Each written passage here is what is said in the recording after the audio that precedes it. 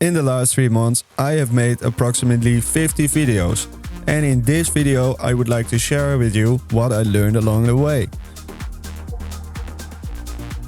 Now, actually starting with making videos for YouTube can actually be a very daunting task, as it is a very multidisciplinary skill. You need to do a lot of different skills in order to get a nice result. And because of that, I think it is best to not take yourself too serious in the beginning and to very much prioritize learning over actually showing a polished product. Now, that is of course not to say that you just should put out whatever trash you create that day, do no editing at all, do no commentary and just throw it out. But what I am saying is you should not be bogged down by perfectionism before actually uploading your videos. Because with video editing and basically anything you want to do in life, you have to do reps. You have to build up the muscle memory that is actually required. So the next time you do the same task again, you can do it both faster, more efficiently and maybe even smarter. And so let's compare, just for fun, how much I have actually improved over the last 50 videos in the last 3 months, from the first video up until the last video that I made, and see what the differences actually are. Hello everybody and welcome to the Production Endurance Challenge, which is a 2-hour race, and this week it's hosted at Summit Point Raceway. As I get a really good exit and he fluffs it a little bit by hitting the curb on the inside, I have a very good run. And here basically is the first decision you can make. And do I go for the run? No, I don't. I don't put it up on the inside. I don't want him to go defensive at all. I just want him to stay with the pack. I will stay with him. Because it was not only a super driver, it was motivating everybody. You know, you have a driver is coming, driving the car. Michael was there, talking with the engineering, dinner with the engineering, stay with the engineering, spend time with the engineering. I remember Michael a lot of time in the factory, you know, when we don't expect.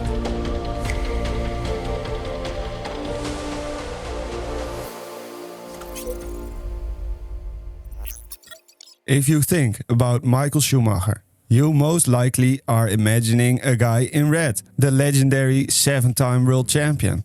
But that is not where the legend of the Michael actually started. The place where Michael truly cemented his role as one of the top drivers in the world was at Benetton.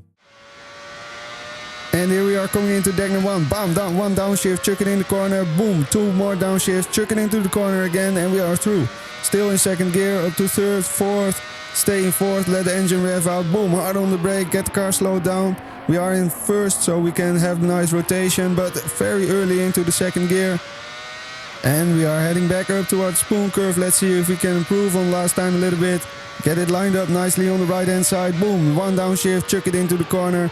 Much better this time, tail brake into the second part of spoon.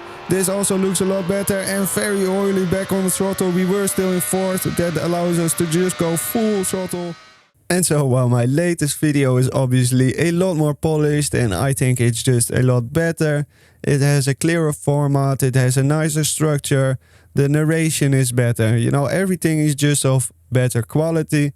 I still very much think that the way I went about it from the first video on was the correct one. Because I didn't force myself to create the quote-unquote perfect video, just because I already knew it would only get 30 views and, you know, the next video would be much better already. Hello there. If you like this look behind the curtains and maybe you have learned something from it, please do remember to like the video. If you have something to ask, I will respond. If you have something to say, please leave a nice comment. And if you haven't already, make sure to subscribe to the channel. Thank you very much. So I just went along through the process, and whenever I felt myself that, you know, this was good enough, I would give it a 3 out of 5 rating myself. I was happy with the result. I just hit export and then I uploaded it to YouTube. And then here is the thing that will actually get the learning process going along nicely. After every single video you make and upload, Watch it yourself. Review it. What bothers you the most? Maybe it is your voice, maybe it is your presentation, maybe it is the way you transition from one shot to the other. Just make some mental notes of it. What did you enjoy? What didn't you enjoy?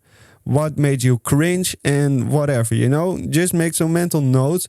And for the next video you start to create, keep everything else the same, but just focus on that one thing. Maybe just look up some tutorials, read the user guide, see if you can get some nicer gear for very cheap or whatever. Just focus on that one thing for that video and see if you can get it into muscle memory. And obviously, even your second try will very often not be perfect, but that is not the point, because once you actually start thinking consciously of these things that you are doing and that you want to improve on, that is actually when the learning happens.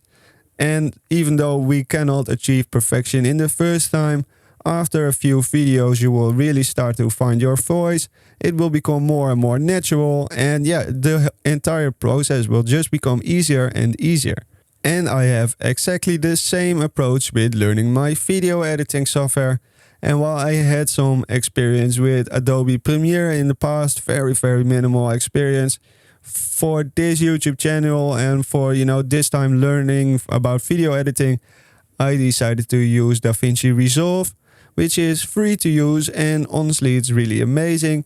But it's also very complicated and an in-depth software in which you can essentially go from a total novice to a pro-grade video editing guy within just that software. But this also makes it very daunting when you start to use it for the first time. And so what I mainly did in the beginning is to just use the minimum amount of features that were required for me to actually get to my required result.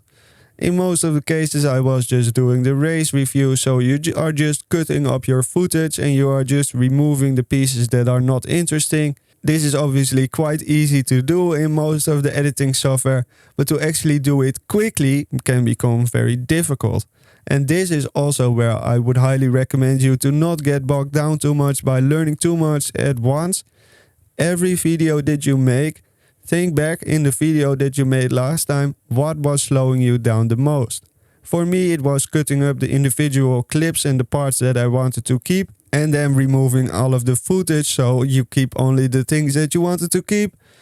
But after actually looking up some tutorials, because I was struggling with this, I found about the ripple delete, and now I can actually do the editing of a 6-hour long footage in like 2 or 3 hours or something. And so that is really my biggest tip, is that every time you open the editing software for a new video, also try to learn a new technique. Whether it be color grading, whether it is a new shortcut, whether it is some hotkey or a new technique in general. Don't try to overwhelm yourself with way too much information and hotkeys that you will not be able to remember anyways. Just do it once every video and get that into muscle memory, and that you really know it in your brain. And once you upload your video to YouTube, you will now have a new technique to add to your book. And the other thing I have learned is to actually slowly and incrementally learn about your own format. Because in the beginning you have no idea what you actually want to create most of the time. But once you actually start creating the same type of video multiple times, you start to get a nice structure which you can slowly start to improve on, chip away at it, make it shorter, make it more concise, make it more interesting, make it more poppy, etc. And for me personally, I would get extremely bored if I would do the same type of video over and over again. And so I have multiple formats that I can just pick and choose between whatever I want to create that time. Sometimes I do some tutorials on car setup, sometimes I do the race reviews, and I also have these videos where I do some more personal stuff, or where actually I show some parts of the creative process. And just so I can nerd out about cars every once in a while, I also have my legendary cars format. And now I imagine these TV formats in my own head as it each being their own separate TV program where I am responsible for everything essentially. But this of course also gives me great power, because if I am not happy with anything, there is no one I have to justify anything to, I can just change it for the next video. And so by being a little bit self-critical here and there, you can very rapidly improve on your own format. And each time you begin to find your own format boring, you can either scrap it or just change it a little bit so it becomes interesting for you again. And this is what keeps video editing interesting for me, because every time I get a little bit bored with my formats, I either tweak them a little bit, scrap them, or just go do something else. And the last thing that I have learned is that you can do a lot with templates. You can actually, set up your project in a way where you can just start right away. You don't have to set up anything in advance, but you can really only do so if you already know what you are going to create. So in order to actually get an effective template that works for you, you actually need some experience. And this is why I highly recommend doing everything for the first 10, 15 videos just yourself.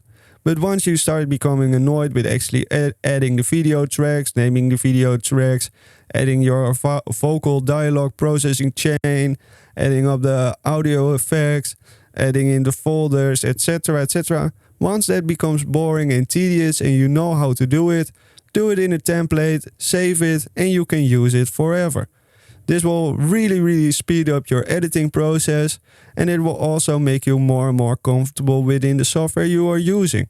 And this is where I have made the biggest steps, because when I started learning Resolve, it was actually very daunting, and it can be quite confusing learning new software, especially editing software or audio software, etc. But now 3 months in, I have essentially gotten the software to a point where it is doing the things I wanted to do in a way that it is both quick and efficient and not tedious for me personally. I really hope you got some value out of this video. Maybe you even learned something. I've been OSW-Sim-Sports. I hope to see you all in the next one. Ciao.